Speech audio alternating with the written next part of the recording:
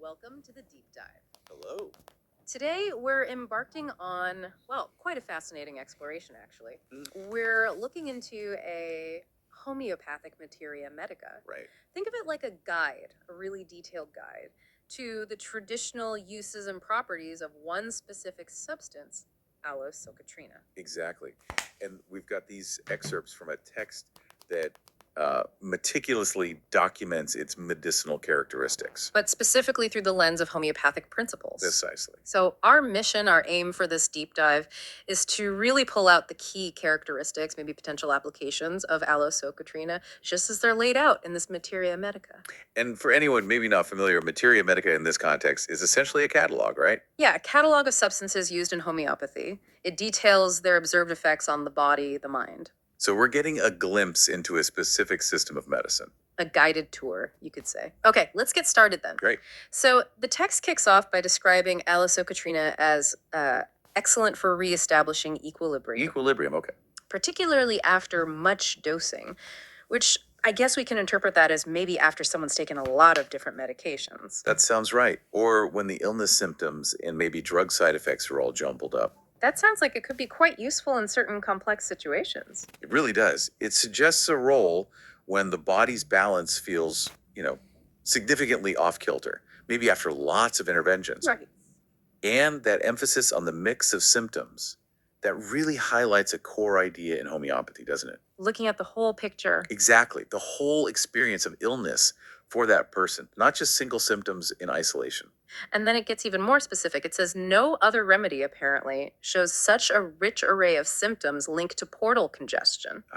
Portal congestion. Now, for those of us, including me, who aren't medical professionals, portal congestion relates to increased pressure in the portal vein, the one carrying blood from digestion to the liver. That's the one, yeah. So why is it significant that Aloe Socotrina is so strongly linked to this? Well, what's fascinating is that the text suggests Aloe Socotrina was observed to help with both the root causes of this portal congestion and the various other issues that can arise from it. Okay. So it implies potentially quite a significant influence on the digestive system and the liver.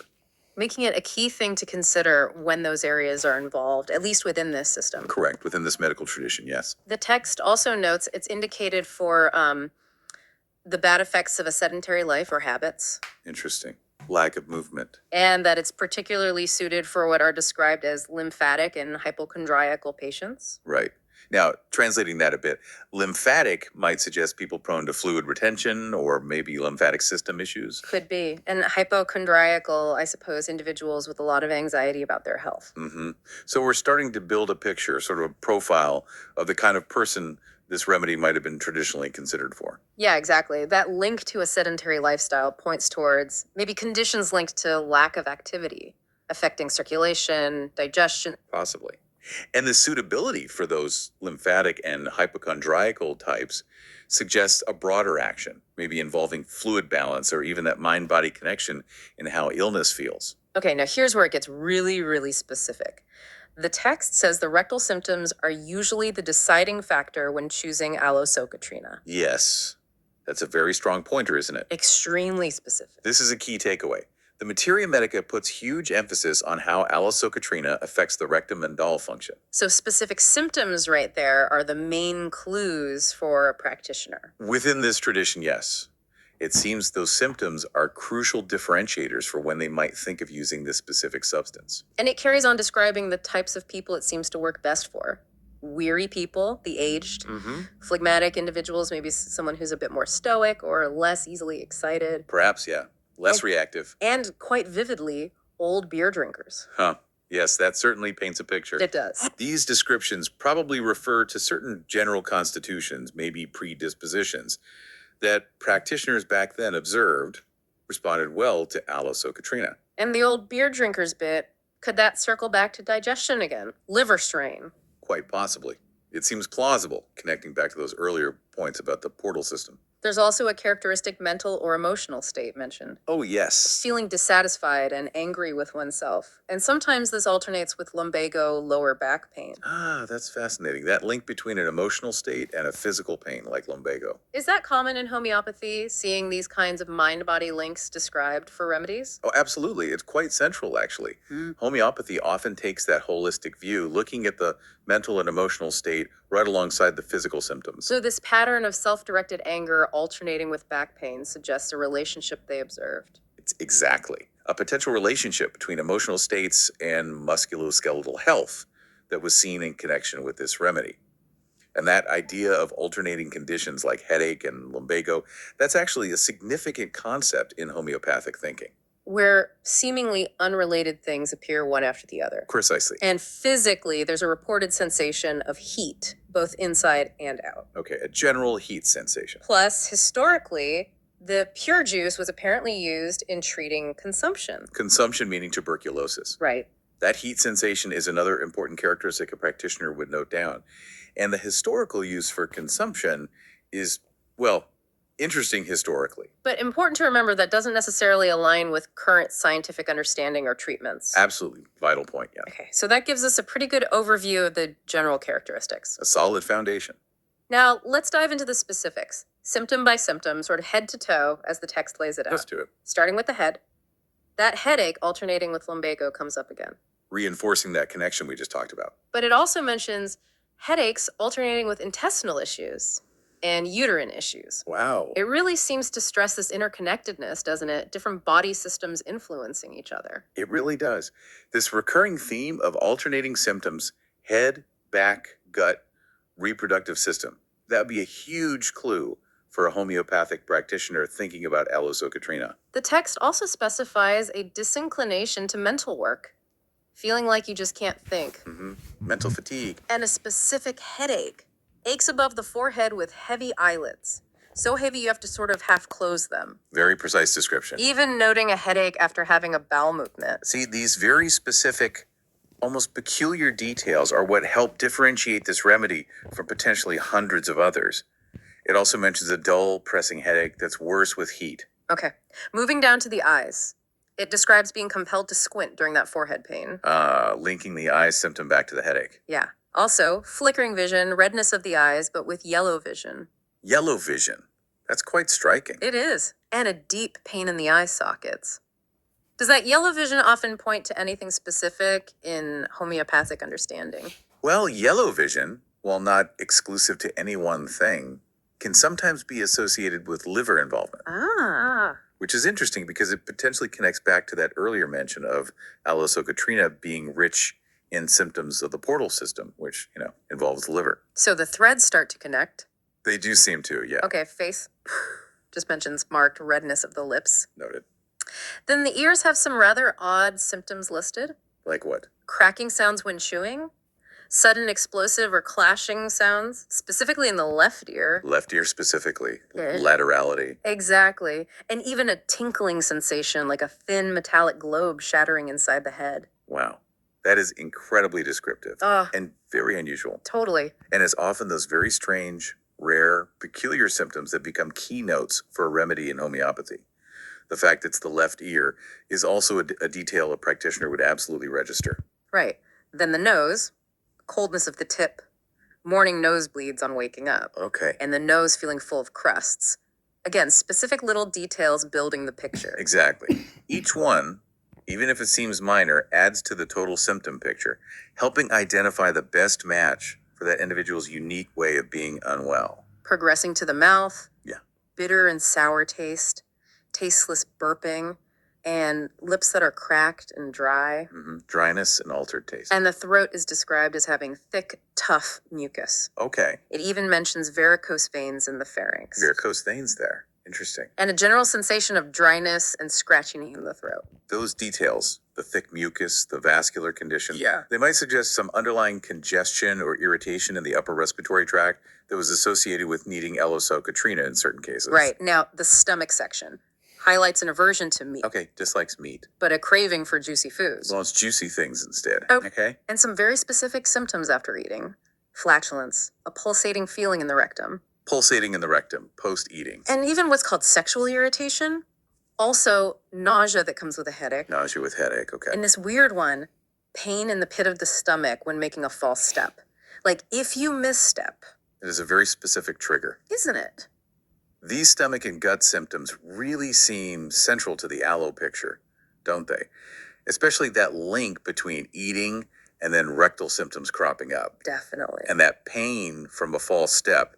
That's a perfect example of a really idiosyncratic symptom, something highly individual, very characteristic. That could be a massive clue in a specific case. Yeah, the abdomen. This seems like another really significant area. Feels like it. The text describes pain around the navel, worse with pressure. A feeling of fullness in the liver area, pain under the right ribs. Linking back to the liver again. Yeah. Sensation of the abdomen being full, heavy, hot, bloated, pulsating pain around the navel, and a weak feeling, like diarrhea is about to start. That sense of impending diarrhea. And this very specific plug sensation, described as being between the pubic bone and the tailbone with an urge to stool. Sounds quite uncomfortable. It does. And those abdominal symptoms strongly reinforce that earlier idea of portal congestion and digestive upset. That plug sensation is another one of those very specific characteristic symptoms often linked strongly with Aloe Socotrina in the Materia Medica. It also mentions colic before and during bowel movements. Cramping pain. And burning, copious gas, just lots of digestive discomfort described. Definitely seems focused there. And then we get to the rectum, which we already know is highlighted as absolutely key. Yes, the star of the show, perhaps. The description here is, extensive. Constant bearing down sensation. Bearing down, no gap. Bleeding, sore, hot rectum, and noted, relief from cold water. A modality. Relief from cold, important. Feeling of weakness in the sphincter, like a loss of power. Sphincter weakness. And a sense of insecurity when passing gas, like you're not sure if it'll just be gas or if stool will come too. Oh, that's a very distinct feeling of lack of control. It sounds like it. Stool passes effortlessly, though. Almost unnoticed sometimes. Effortless stool. Interesting contrast. Can be lumpy, watery stool, or even jelly-like stools with soreness in the rectum afterwards. Jelly-like mucus stools. Okay, lots of mucus passed, with pain in the rectum after the stool. So mucus and pain post-stool. Hemorrhoids protruding like grapes, very sore, very tender, but again, better with cold water. That cold water relief is a strong repeating theme for the rectal issues. Burning in the anus and rectum, constipation, but with a heavy pressure feeling in the lower abdomen. So it can present with constipation too, despite the effortless or loose stools mentioned earlier. Seems so, and specifically diarrhea triggered by drinking beer. Back to the beer. Right. That's quite a list for just the rectum. It really is. The sheer detail there just hammers home how critical those rectal symptoms are in the traditional use of Aloe Socotrina. And the seemingly contradictory symptoms like effortless stool and constipation. That illustrates the complexity, right? How one remedy might show up differently in different people or even at different times in the same person. It's about the whole unique picture. And that relief from cold water modality is super significant. Absolutely. It helps the practitioner really narrow down the choice. Okay, moving up slightly. Urinary section. Mentions incontinence in the elderly. Okay, incontinence. Who also have that bearing down sensation and maybe an enlarged prostate. Also, urine that is scanty and dark, highly colored. Scanty, dark urine. Got it. Then for women, that bearing down feeling in the rectum again, worse when standing and during menstruation. So the bearing down links across systems. Seems like it. A feeling of heaviness in the uterus, making it hard to walk. Labor-like pains in the lower back extending down the legs. Labor-like pains. Bleeding during menopause, and periods that are too early and too heavy. Early and heavy menses. Again, seems like a lot points towards pelvic congestion or heaviness. It does seem to be a theme. That bearing down sensation popping up in urinary and female symptoms too, it reinforces that idea, doesn't it? It really does. A potential pelvic congestion or maybe weakness that Aloe Socotrina might be indicated for if someone has this whole group of symptoms. Respiratory symptoms listed are winter coughs accompanied by itching. Itching with a cough. Interesting. And difficult breathing with sharp, stabbing pains, stitches going from the liver up to the chest. A stitch from the liver to the chest. That's another one of those very specific, slightly unusual connections. You wouldn't immediately link liver and chest pain like that. Exactly. And it's these unique, maybe seemingly disconnected combinations that really guide the homeopathic practitioner. They're looking for the remedy that matches this specific and sometimes peculiar way an individual experiences their illness. Makes sense. Then the back. Lower back pain, worse with movement, sharp pains through the sacrum. Lumbago area again. And that pattern we keep seeing. Lumbago alternating with headache and hemorrhoids. There it is again. Headache, back pain, rectal issues, all interconnected or alternating. Finally, the extremities. Lameness in all limbs is reported, drawing pains in the joints, and sore soles of the feet when walking. So it affects the limbs too. Joint pains, foot pain, Mm-hmm. suggests it was seen as having quite a systemic effect, influencing many parts of the body. Not just localized, then. Doesn't seem like it, no. Okay, the text also provides modalities. We've touched on some, like the cold water relief. Yes. It notes symptoms are generally aggravated, made worse early morning, in summer, by heat, hot, dry weather, and after eating or drinking. So worse with heat, worse after food or drink. Conversely, symptoms are often ameliorated, made better by cold and by being in the open air. Better cold, better open air. These are crucial. In homeopathy, how important are these patterns of what makes things better or worse? Oh, modalities are absolutely foundational, really. Right. They describe the specific conditions that aggravate or alleviate symptoms, and that information is vital for refining the remedy choice. So two people could have similar main symptoms. Exactly. But if their modalities, what makes them feel better or worse, are different, they might need totally different remedies. Okay, got it. Makes sense. Finally, the text mentions relationships Aloe Socotrina has with other remedies. Comparisons and connections. It lists sulfur as a complementary remedy, suggesting they might work well together, maybe one after the other in some cases. Could be, yes. Complementary remedies often follow each other well. It also lists Kali bichromicum, lycopodium, and Allium sativum for comparison, meaning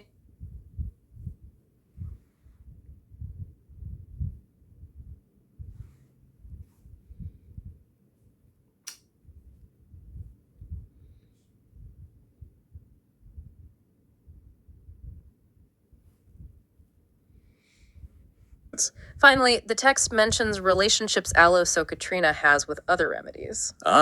Comparisons and connections. It lists sulfur as a complementary remedy, suggesting they might work well together, maybe one after the other in some cases. Could be, yes. Complementary remedies often follow each other well. It also lists Kali bichromicum, lycopodium, and Allium sativum for comparison, meaning they might share some similar symptom patterns. Right. Remedies to compare with if the picture isn't perfectly clear or if some symptoms overlap. Helps differentiate. And it gives antidotes, things that could counteract its effects.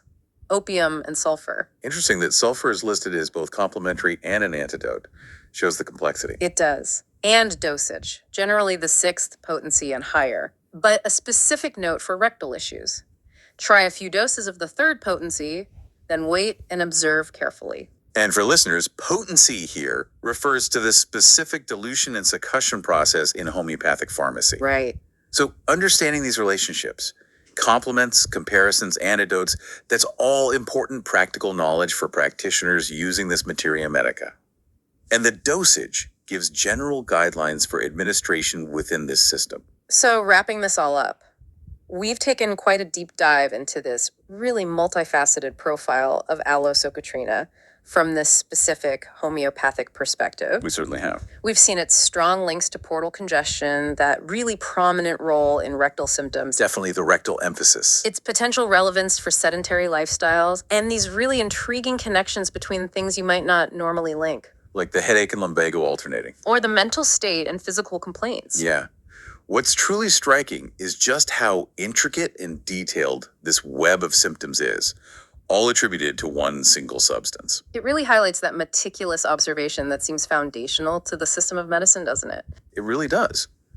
The goal of the materia medica seems to be building this incredibly comprehensive picture of how a substance might affect a whole person physically, emotionally, mentally. It absolutely does. And, considering this incredibly detailed, interconnected picture from these traditional observations, it really makes you wonder, doesn't it? Wonder what? Well, what might modern scientific investigation uncover?